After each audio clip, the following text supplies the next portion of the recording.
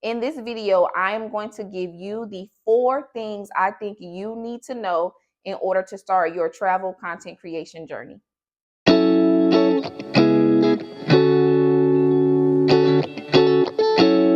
Hey y'all, my name is Kanisha and it's time to start keeping up with KJ. In today's video, I'm going to talk to you about how I landed my first Airbnb collaboration as a travel UGC content creator. Let's get started. If you've been living under a rock and you don't know what UGC stands for, it stands for user generated content. Well, there is a whole nother level to UGC that has barely been tapped into, and I'm about to show you so that way we can get into it. So, travel content creation, okay? You are able to pitch to brands the same way that you do for UGC, but instead of pitching to those brands, you are pitching to Airbnbs, hotels, and vacation stays, okay? So when you're starting out, yes, you are going to have to do these stays for free, a comp stay in order to create that content, but that is going to allow you to build your portfolio, which we'll talk about in this video. So the first thing that we need to talk about is where to find these collaborations. Okay. So you can pitch to Airbnbs directly in the Airbnb app. So if you don't have Airbnb on your phone, go ahead and download it now. Okay. Once you have downloaded Airbnb, go ahead and create your profile, and then you're going to start to search Airbnbs. So what worked for me, again, when you first start out, you are doing these collaborations for a comp stay. So I'm not getting paid for this. So to help keep my costs down as much as possible, I am only pitching to Airbnbs that I can drive to. Okay, that's just going to help save me money on the back end. Okay, so start going through your Airbnb and finding stays that look like somewhere that you may potentially want to go. Okay, once you do that, the 2 things that you're going to look for before you pitch to an Airbnb is you want to check to see what their availability looks like. If they are fully booked, they're most likely not going to work with you or want to work with you straight out of the gate. Okay, whatever they're doing for their marketing is currently working, so they're not looking to do anything extra. Okay, but if this is a newer Airbnb or they have lots of open availability, then those are going to be the ones that I have decided to pitch to. Now, let's talk about pitching. So I have probably pitched to about 26, 25 Airbnbs, and I've gotten messages back from most of them.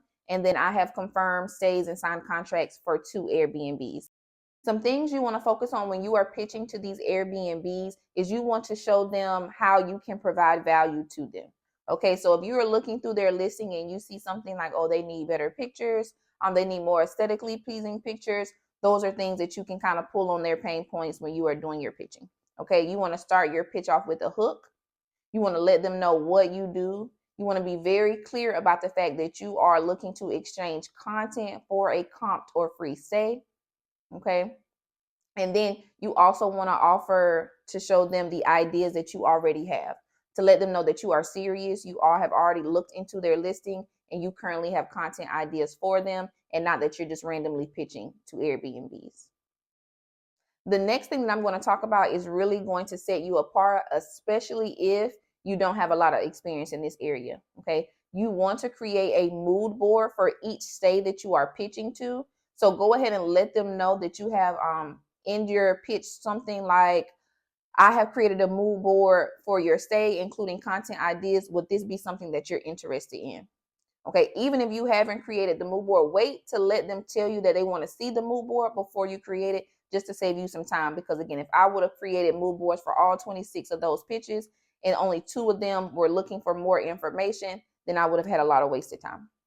Things that you need to include in your mood board are your content ideas. I included my content ideas. I included pictures from Pinterest to match the aesthetic of each stay. I included my TikTok analytics. So one thing that kind of helped me, my TikTok following is growing a little bit. So I wanted to let them know that I was willing to post that content on my TikTok page and the type of views and access people have had to my TikTok page. If you do not have a following, then don't put that information on your mood board. Okay, let them know that you're creating the content for them to push out on their social medias. Okay, so keep that UGC mindset if you don't have a decent size following on whatever social media it is that you use. So I'm going to show you the mood board that I created for my first Airbnb stay. So that way you can get a better example of what the mood board looks like. Mood boards can look completely different, but this is just how I decided to format mine. Of course, I use a Canva template to create this mood board, but here it is. So I have my content ideas. I have several pictures from the Airbnb. I have some outfit options that I was going to include and actually wear in the content that I was creating. My analytics are at the bottom. And then I have a color template to show them the theme for the weekend. The next thing I'm going to talk about is quality content. You want to make sure that you are providing these Airbnbs with quality content. So not only if they have multiple stays, they will want to work with you again, but then also that way you can use the content that you're creating for your travel portfolio. Okay. If you don't have any travel experience at all, and that's where I was when I started pitching to these Airbnbs. But what I did have was past vacations where I literally recorded everything, walking around the stays, the Airbnbs in this case, the villas that we've stayed in, literally recording everything. Take your past vacation footage and turn that into your travel portfolio. So my very first content section on my travel portfolio was a vacation that I went on in Costa Rica last summer.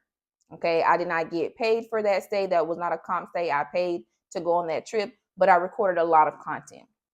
So that way I turned that and used that for my UGC travel portfolio. Once I completed my last stay last weekend in a cabin in Purlear, North Carolina, I then added that to my portfolio. So now I'm building my portfolio as I'm going through with these complimentary stays that I have had. My ultimate goal with this is to go from having comp stays. Yes, it's amazing to travel and stay places for free, but my end goal is to at least make enough money off of each of these stays to pay for gas and travel and food expenses while I am at those stays. But again, you're going to have to work your way up to that. Just how with UGC, you're going to have to take those gifted collabs. With travel content creation, you're going to have to take those comp stays as well. But again, a free cabin weekend in the mountains, I'll take it. If you are looking to get into travel content creation, there are a list of things that you need to get started. Okay, work on your pitching. Make sure you're creating quality content. Create mood boards for each stay as a part of your pitching. And once you start to land those deals, go ahead and start building a portfolio. Or if you have content from past vacations, go ahead and start building that portfolio. That's going to show the Airbnbs the value that you can provide and the type of content that you can create. Real quick, I just wanted to show you what my portfolio looks like. So I have my information, who I am at the top. I have a button to send me a direct email, and then I have some content that I have created. I wanted to show a mix of photography as well as short clip TikTok style videos. So I have both of them here. One was that Costa Rican vacation I told you all about, and then my first Airbnb collaboration in Purlear, North Carolina. Underneath that, I have the mood boards that I created for my contracted stays, letting them know again what type of idea they can get from me when they work with me.